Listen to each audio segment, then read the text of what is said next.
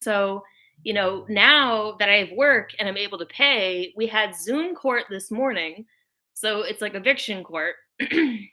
And, it's so sad because it's all young women. Like, it's all young women. So, I have to file an appeal now, and I have very limited time to do that because I'm working so much now. It's like I'm working so fucking much. It's like it takes a toll on my body. I don't make nearly as much money as I used to. And it's just sad to see. It's like all young women. Like, men, help us, Like, what can they do? Just raise your awareness, raise your consciousness. I mean, think about it. What's up, guys? Welcome, Lauren Pritchard, metaphysical advisor, spirit advisor for the end times. This is not an energy update, but need your prayers. Situation that I am going through with the apartment. Um, kind of a long story, but basically, uh, back in December of 2020 or October 2020, actually, I lost my job. A board of 18,000 lawyers got together and voted. They coerced my boss into firing me because I was going after satanic cults in the Austin area, in which I've been very successful in breaking down.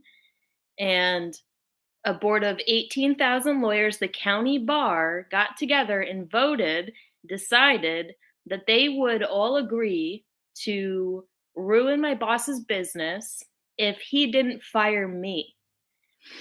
And so I wasn't going to have a job. I wasn't going to be able to pay rent. And I'm not a victim. I'm not complaining. I'm just sharing this as the story. So finally, Texas put out a rent relief grant to people during the pandemic, and that covered me from October. And even though the grant came in like March, it covered us up until August. So from March until August, all these people had coverage for rent. Now, when August came around, and though I did get a job and I was, going to be able to get a job, I had um, a medical complication which kept me from working. So I wasn't able to take the job, but Texas was supposedly putting out another rent relief grant. It was on the news and the office managers knew it. So we knew we had another grant coming. And then 2 months later, they said that it wasn't going to come, that they didn't have any more money. And so all these people were left with like 2 months back rent, which obviously they could be evicted, they could file for eviction, but they didn't do that because of the Omicron variant. And then finally, they said, okay, we do have a new rent relief grant that is available. And we were able to apply for that, which is supposed to cover me up until this coming month.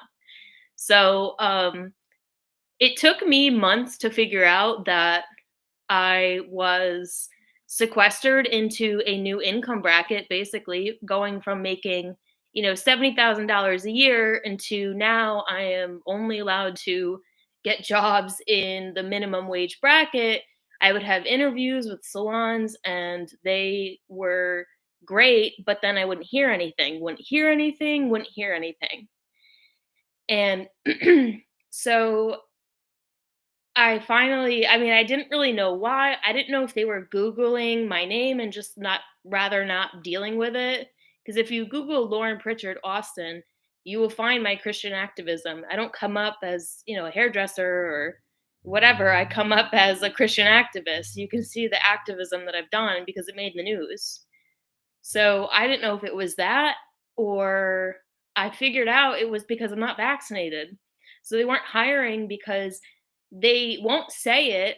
One person did say it. One salon owner did refer to the unvaccinated as problem people.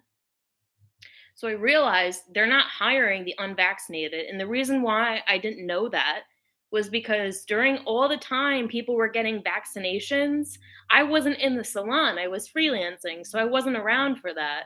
So I didn't realize that this was like a thing, and they can't openly discriminate. They can't just say this is why we didn't hire you because you're not vaccinated, because that's illegal. So I finally took a job just making minimum wage. I mean, basically below minimum wage for the Austin area. And then finally found a salon, just like a local Supercuts, that would hire me despite my vaccination status. They needed help. So, now that I have work and I'm able to pay, we had Zoom court this morning. So it's like eviction court. And, it's so sad because it's all young women. Like, it's all young women. It's like this existential freaking. I mean, because my mind always goes to the existential level of the problem.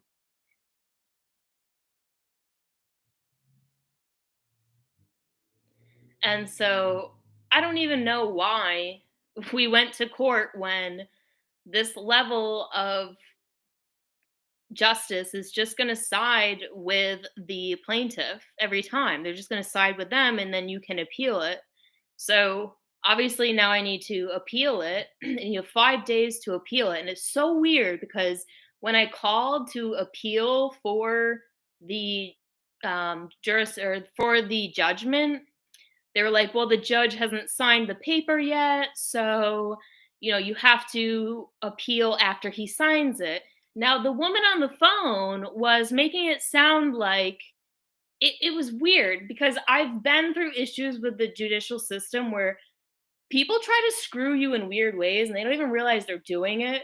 They're like, you need to call and file after the judge signs the paper.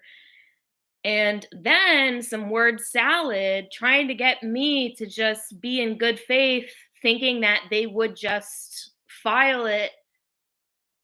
No, I'm not going to do that. Like, I'm going to call tomorrow after the judge signs the paper. I'm not just going to be in good faith that you made an appeal on my behalf.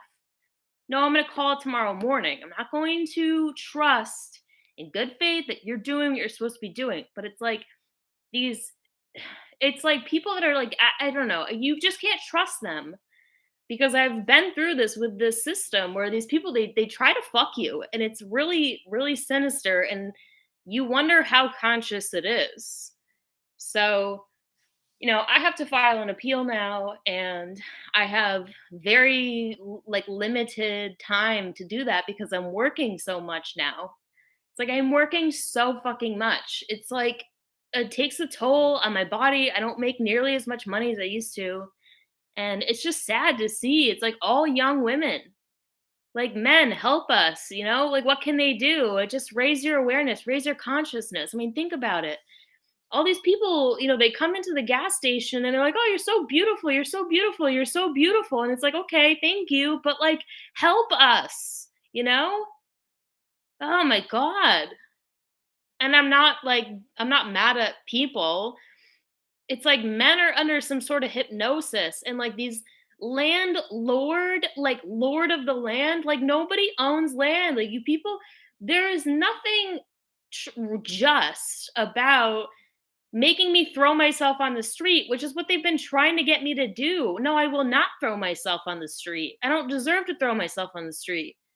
You may lord over the land, but as far as I'm concerned, I lord over this land. This is my home.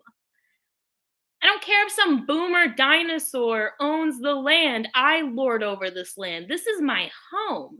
Sorry, I didn't acquire land in my 30 years of being a single white woman in America, especially during a pandemic. These people are trying to erase time, but they're not erasing the money that goes with that time. You can't just erase time and expect the money to come in also. It's fucking insane. So, need your prayers for what I'm going through here. It's gotten that bad. And if it's not an indication about where we're at in this timeline, pretty severe.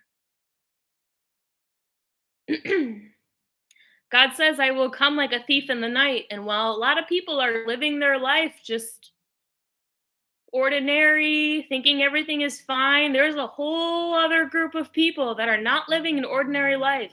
And I'll tell you what, our minds create reality because we are still the creative creators of the Creator, serving God and serving His will.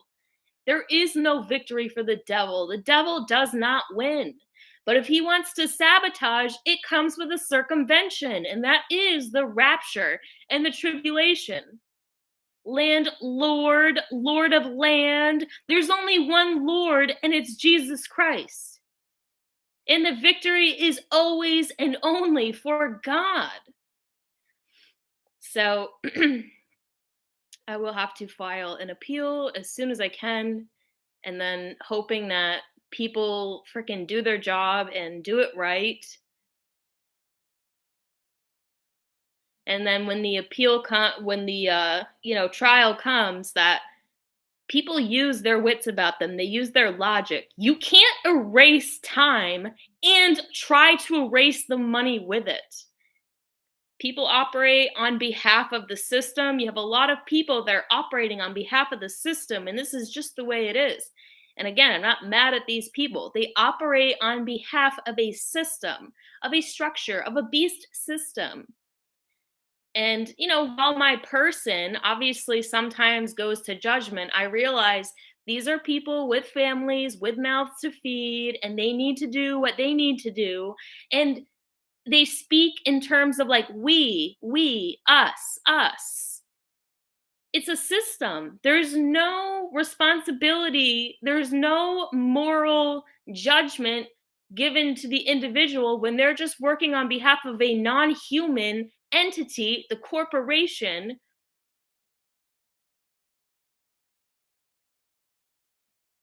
That is non-human. What is corporation? Who is policy? Where is policy? Can I speak to policy, please?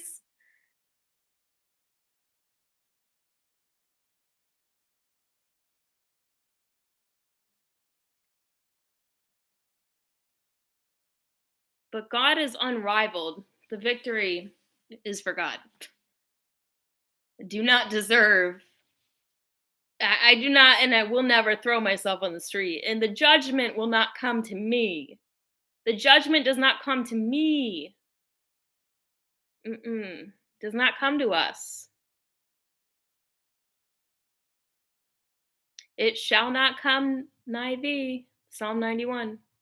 So I have no fear, but thanks for your prayers. All right. That's that. You're the right kind of people. Love y'all so much. Have a great night. And I will talk to you again real soon.